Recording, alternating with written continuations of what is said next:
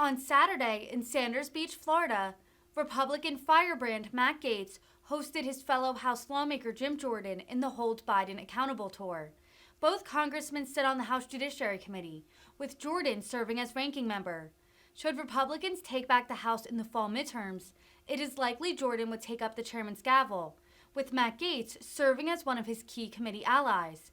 Jordan and Gaetz also took aim at the perceived elitism and mockery from media and liberal elites, calling out recent quotes from CNN's Anderson Cooper and Transportation Secretary Pete Buttigieg. Gaetz, a particularly populist member of the House, has long made criticism of so-called elite left-wingers a signature theme of his political voice. It sure does, and it's the policy things that you're seeing being done by the Biden administration, by the left that control the Democratic Party, are being done intentionally. Right. I always say the four big policy areas, think about it, we went from a secure border to no border. Right. We went from safe streets to record levels of crime. We went from energy independence to $5 gas, and we went from stable prices to a 41-year high inflation rate. It's all intentional. They've intentionally driven up the cost of oil and gas. They've done it on purpose, deliberately premeditated, just like they've done that to the border. So one of the first things we have to look into, investigate thoroughly, is this whole border situation. Remember when Mayorkas was in front of the committee, and Matt and I and our team got a chance to ask him questions. We asked him about the 42 illegal migrants who come across the border on the terrorist watch list. And we asked him a simple question. We said, what's the status of those 42 individuals? Remember his answer? He said, I don't know. And I'm like, well, dude, you're the head of the Department of Homeland Security. You kind of need to know that. So yeah, we got to do all that. And I think we need to recognize, and Matt alludes to this, we need to recognize that for the first time in American history, the Democrat Party is now controlled completely by the left, and the left doesn't like the country. They don't like America. That's right. They don't like what it stands for. They don't like the Constitution, the Bill of Rights, the rule of law. They don't like those fundamental. That's why we saw this terrible action earlier this week at President Trump's home. They hate America. They don't value the things that truly make our country special. And just as importantly, they don't like us. I mean, us specifically. Yeah. In some ways, there's a disdain for folks who think like we all do. Remember when Strzok and Page were doing the text messages? Remember that one text message? Peter Strzok's in the Walmart in Virginia. Lock them up. Page, he says, "I can smell the Trump supporters." Remember that?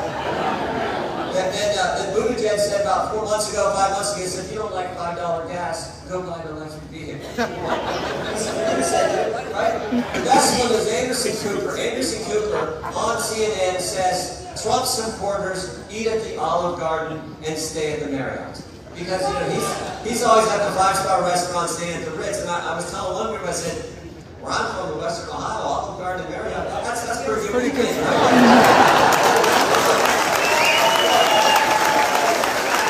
But to Matt's point, when they don't like the country and the principles that make our country the greatest nation ever, when they don't like us, they will then weaponize the government to come after us. And so we have to do those investigations to get to the truth. Last thing I'll say on this, never forget the template.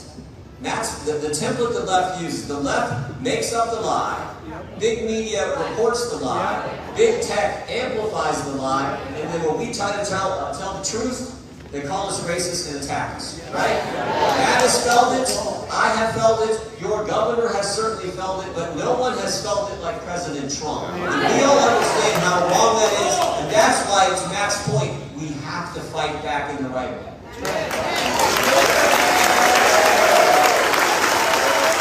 Our House Judiciary Committee that Jim Jordan will lead will be on the front lines of the fight to ensure that we do not have the abomination that is happening on our southern border right now.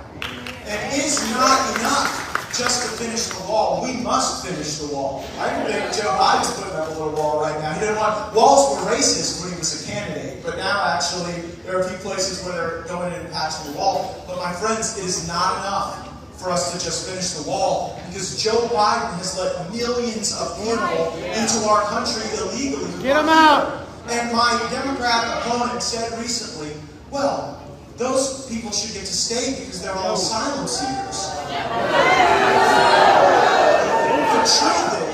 The truth is there are a lot of desperate people all over the world, and I wish they weren't. But the American taxpayer cannot shoulder the burden of every desperate person in the world, and we should be sorry for people who broke the law to come here and violate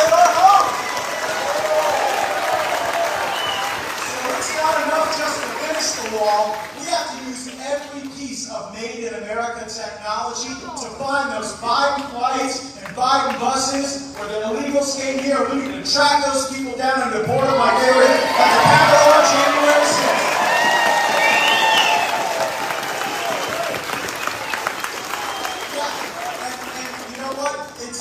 It's not an acceptable answer to just say, well, that'll be hard, that'll be difficult. This is our home. And you know how we do it? We start holding the employers accountable with E-Verify so they don't get a free pass for hiring cheap illegal labor. That's not how it works. That'll fix it real quick if you get benefit from that. But you know what? Oftentimes when we are in these battles, Jim, it is this confluence of big government, big media, and big tech. And if we are unable to make our argument, it will be hard to win. We face headwinds like no one else does in the digital square. How many people here been in Facebook jail, Twitter jail? Someone said, put your hands down and call this an insurrection.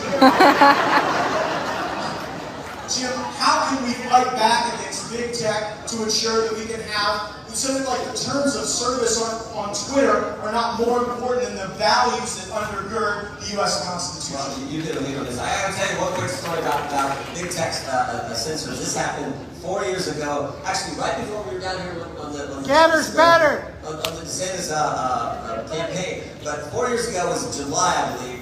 I get this call on my cell phone that's Matt Gaetz, and so I answer the phone, and all Matt says is, Jim, Twitter is shadow banning us. And my next response to Matt was, well, Matt, that sounds bad, but what is it? I didn't know what that was. He's young and smart about this tech stuff. I'm an old guy.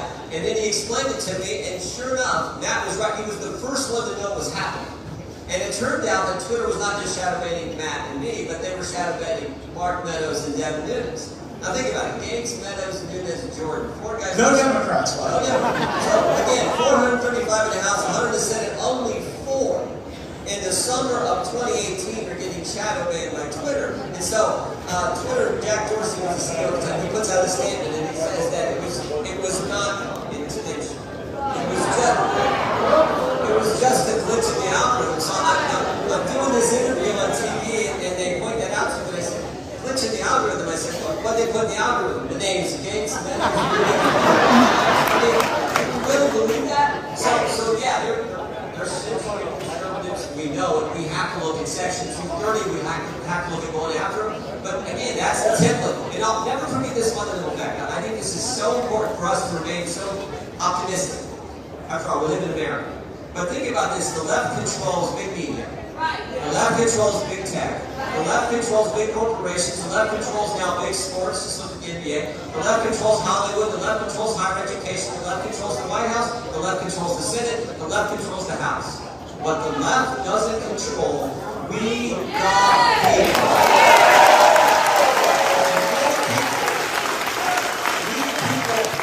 We affect change on election day. That's how this great system works in our country. So on November 8th, I see all these great t-shirts, Gates for Congress, Women for Trump. Yeah, well, that was it. Thanks for standing up. So let's just make sure we do all we can so that we're in the majority.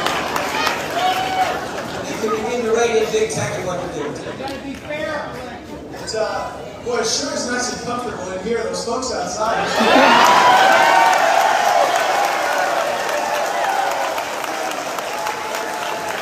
You know how they use it over it. They'll say, oh, well, a few people gathered to support Matt Gaetz and Jim Jordan. There were 50 people outside. I didn't know there were 50 Democrats in Florida's 1st Congressional District.